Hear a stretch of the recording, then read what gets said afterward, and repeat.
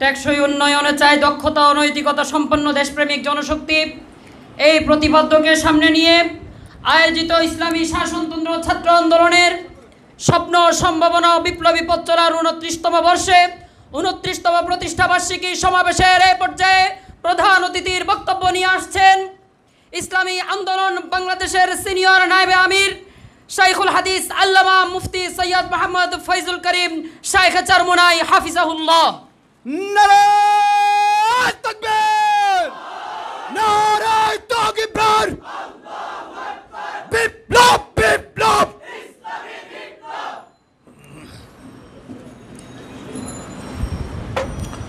আসসালামু আলাইকুম ওয়া রাহমাতুল্লাহি ওয়া বারাকাতুহু। نحمد ونصلي على رسوله الكريم أما بعد فأعوذ بالله من الشيطان الرجيم بسم الله الرحمن الرحيم الذين جاهدوا فينا لنهدينهم سبلنا صدق الله العلي العظيم وصدق رسول النبي الكريم। ঈশা ছাত্র আন্দোলন কর্তৃক আয়োজিত প্রতিষ্ঠা বার্ষিক সম্মেলনের সম্মানিত সভাপতি, ইসলামী আন্দোলনের নেতৃবৃন্দ, সকল স্তরের ছাত্র ভাইয়ের আমার, ঈশা ছাত্র আন্দোলন সাহাবাদের অনুসরণ, জিহাদ, রুহানিয়াত ও জিহাদের সমন্বিত প্রয়াস আমাদের মৌলিক স্লোগান।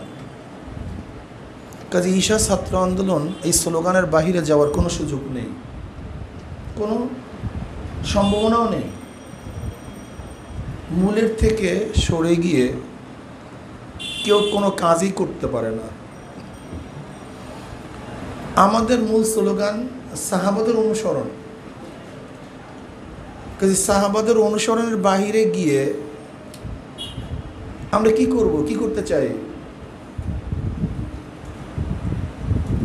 সাহাবাদের বাহিরে গিয়ে ইসলামী হুকুমত হবে না, সমাজতন্ত্র বিপ্লব হতে পারে। ইসলামী বিপ্লব হবে না, গণতন্ত্র বিপ্লব হতে পারে। ইসলামী বিপ্লব হবে না, সোশ্যালিজম বিপ্লব হতে পারে, কমিউনিজম বিপ্লব হতে পারে। কিন্তু ইসলামী বিপ্লব করতে গেলে সাহাবাদের অনুসরণের বাহিরে যাওয়ার কোনো সুযোগ নেই।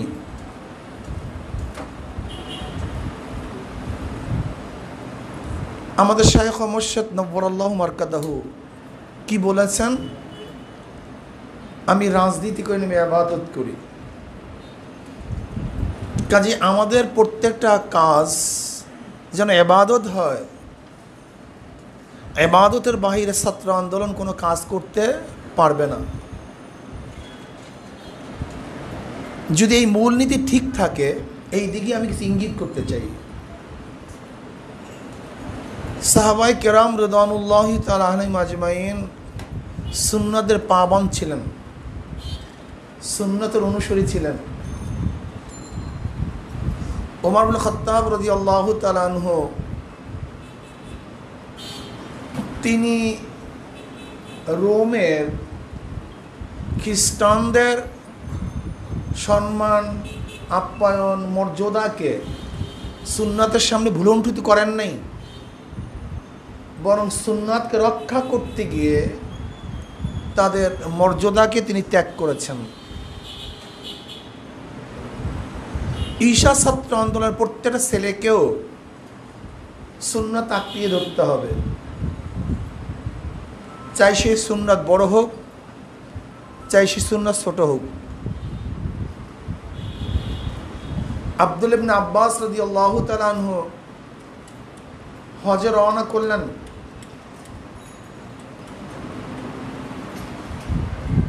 মদিনার থেকে বের হয়েছেন, এক গলির মধ্যে ঢুকছেন, বসছেন, উঠে আসছেন, কিন্তু কোনো হাজার সারেন নাই।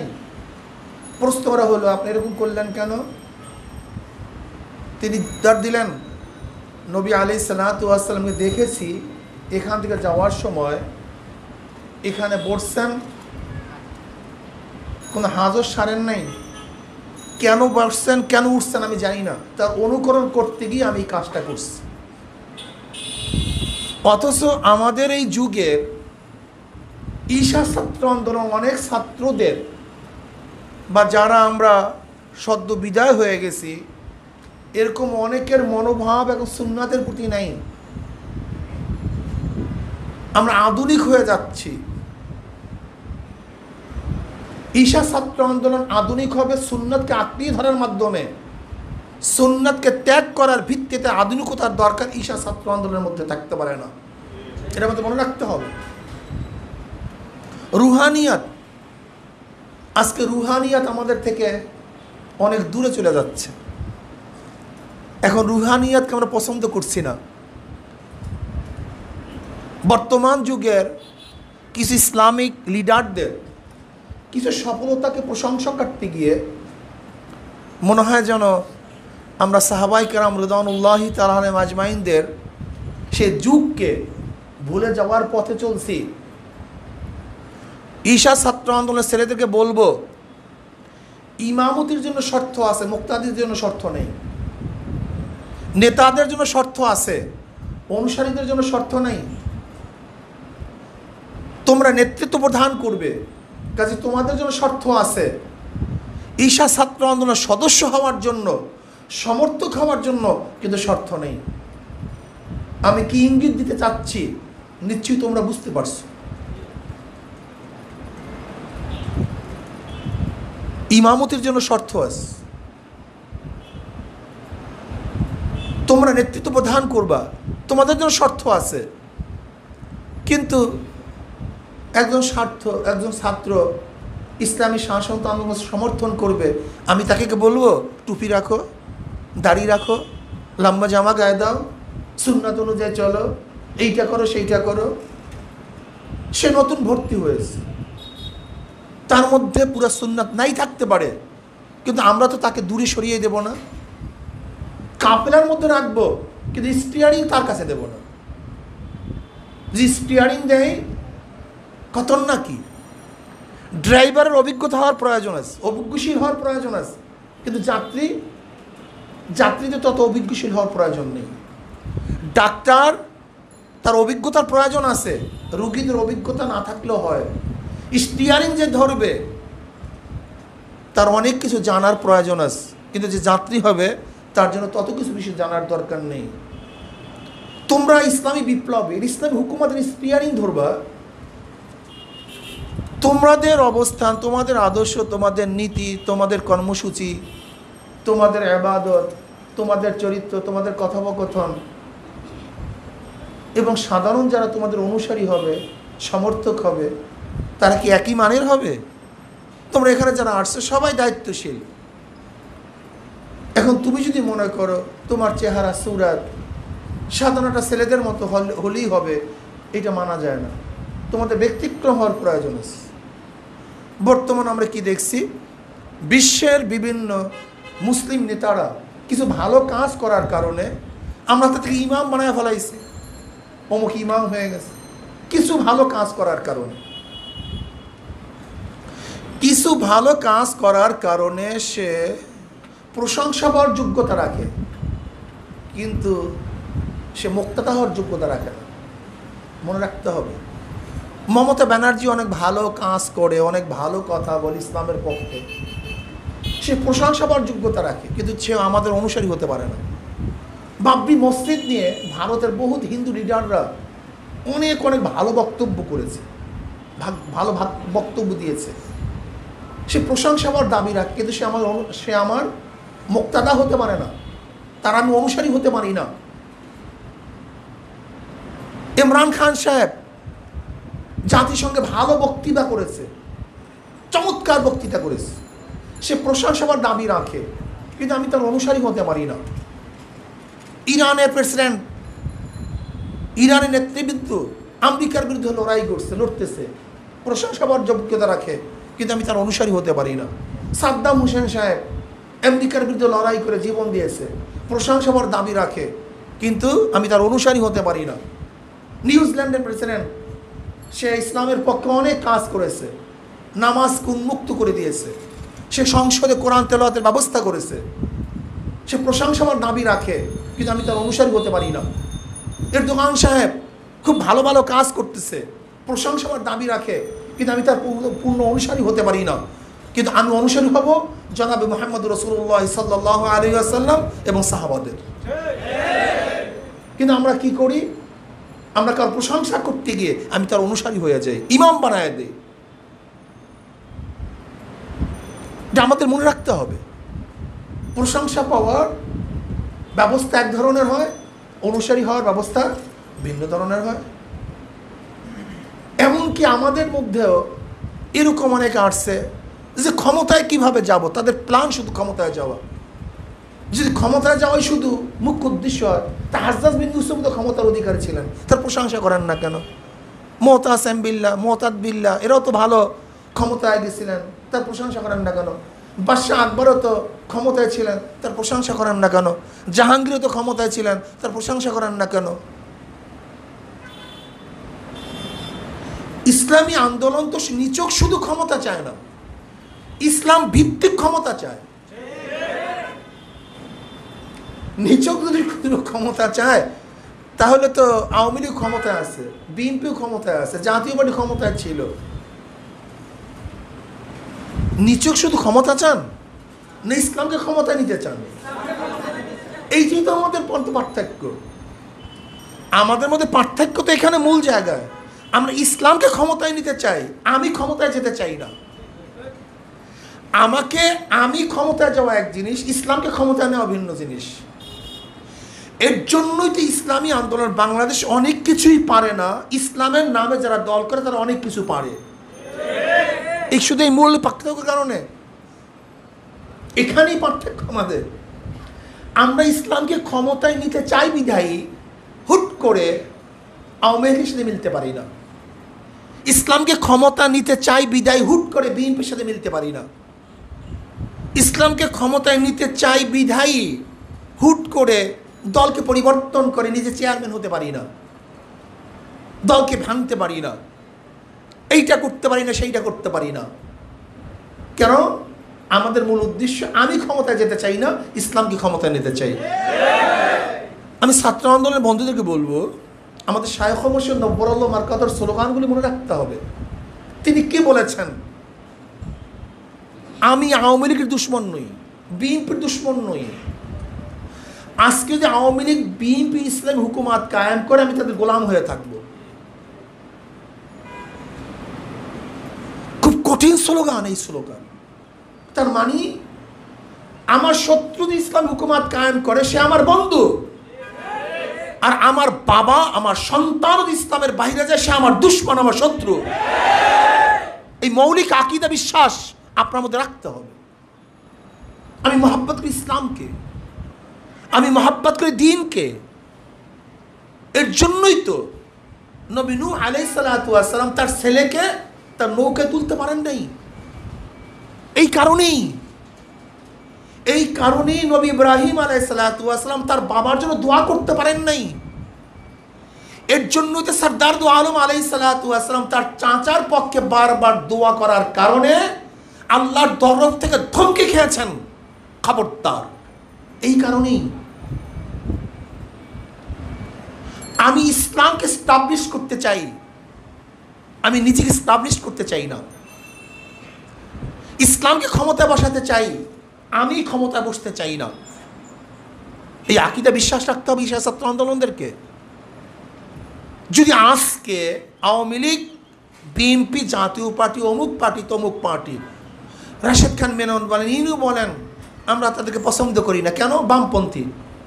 হ্যাঁ, আজকে যদি ইসলামপন্থী হয়ে যায় সে আমার বন্ধু হয়ে যাবে। আজকে এই মুহূর্তে ইসলামপন্থী হয়ে গেলে সে আমার আপন হয়ে যাবে।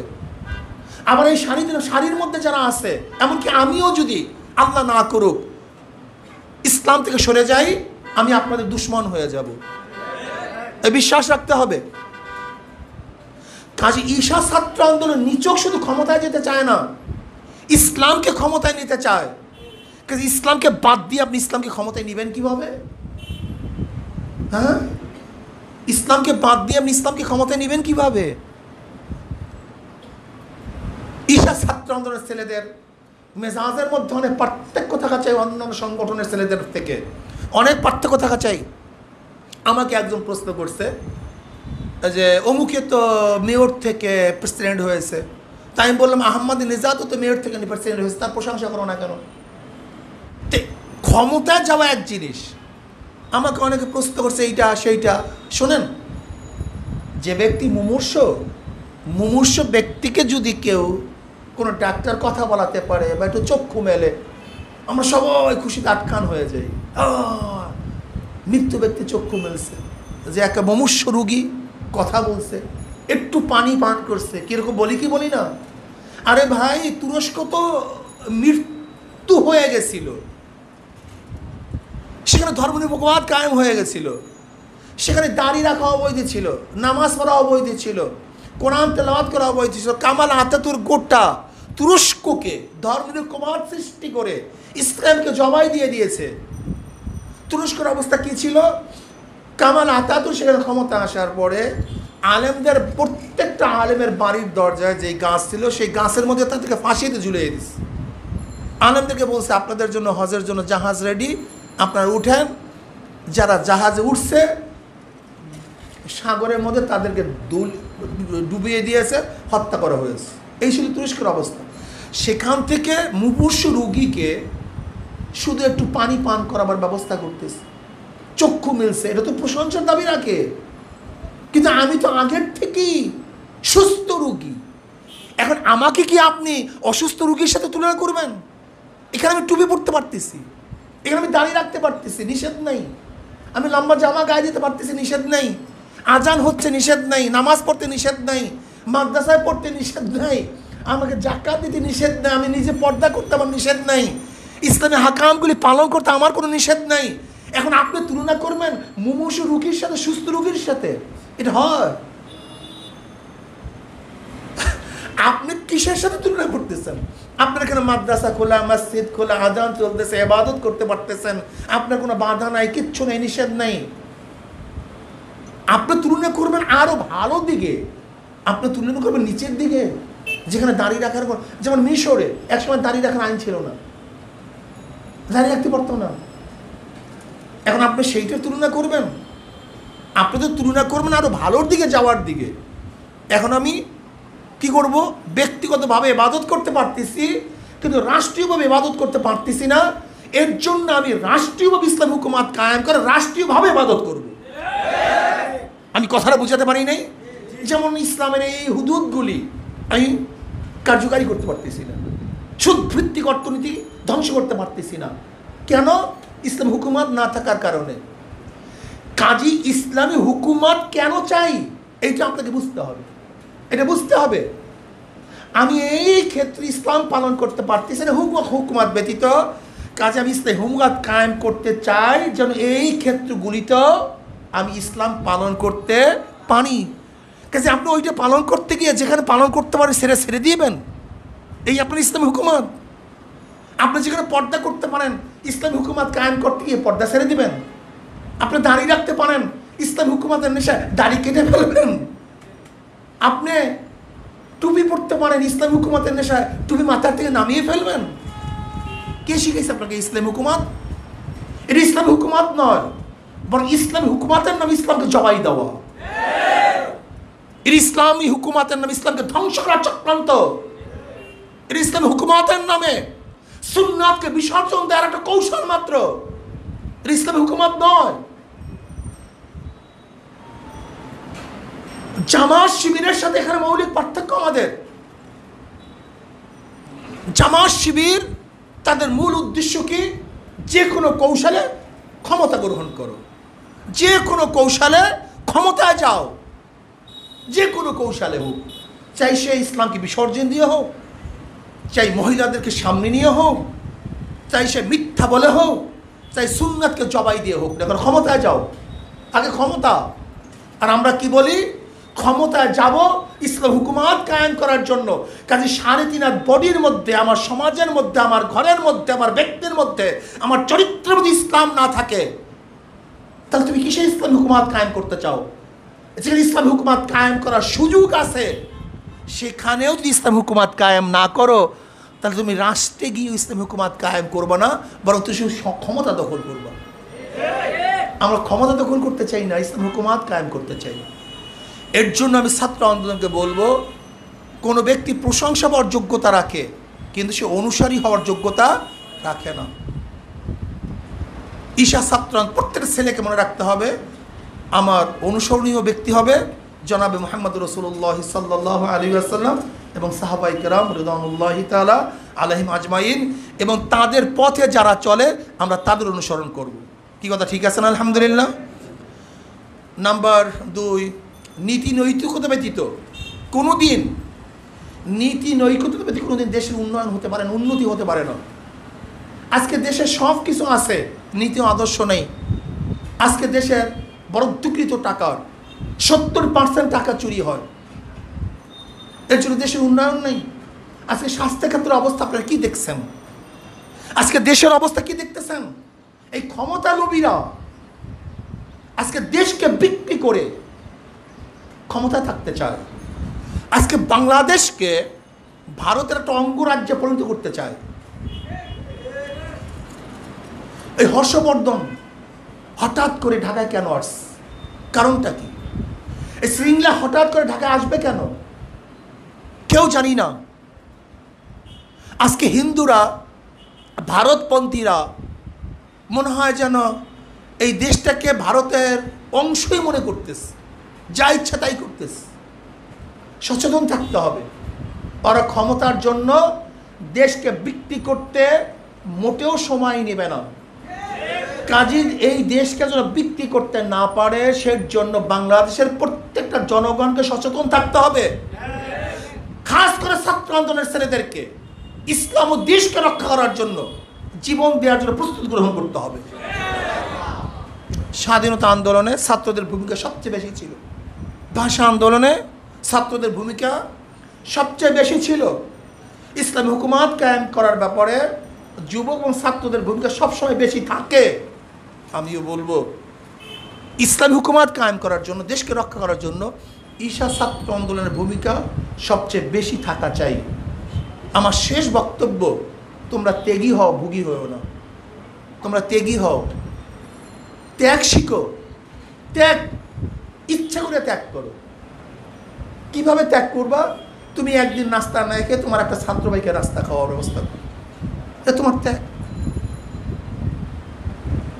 তোমার নিজের একটা জামা কম বানিয়ে তোমার ছাত্র ভাইকে একটা জামা বানিয়ে দাও, এটা তোমার ত্যাগ। দেখো, তুমি এরকম ত্যাগ শিখো। যত বেশি ত্যাগী তোমরা হবা, তত বেশি তোমরা উন্নয়ন করতে পারবা, এই দলকে ডেভেলপ করতে পারবা, দলকে শক্তিশালী করতে পারবা। তোমাদের ত্যাগ যত বেশি হবে, দল তত উন্নতি হবে, আর তোমাদের ত্যাগ যত কম হবে, দল তত ক্ষতিগ্রস্ত হবে। কাজে আল্লাহ পাক রব্বুল আলামিন আমাদের সবাইকে ত্যাগী হওয়ার তৌফিক দান করেন। আর ছাত্র আন্দোলনের ছেলেদের লিখনি বক্তব্য এমন না হয় যে তুমি এক নেতাকে গালি দিবা আর অমনি তোমার নেতাদেরকে তারা গালি দেওয়া শুরু করবে। তো এই গালির ব্যবস্থা তোমরা করছো, আমাদের গালি তোমরা শুনাইতেছ, এটা তোমাদের জন্য ঠিক না।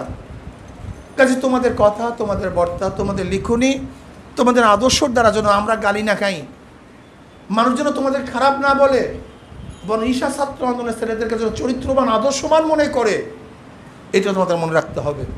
কাজে আল্লাহ পাক আমাকে এবং আমাদের সবাইকে যোগ্য নেতৃত্ব দেওয়ার এবং যোগ্য নেতা হওয়ার তৌফিক আল্লাহ পাক আমাকে এবং আমাদের সবাইকে দান করেন। আল্লাহুম্মা আমিন।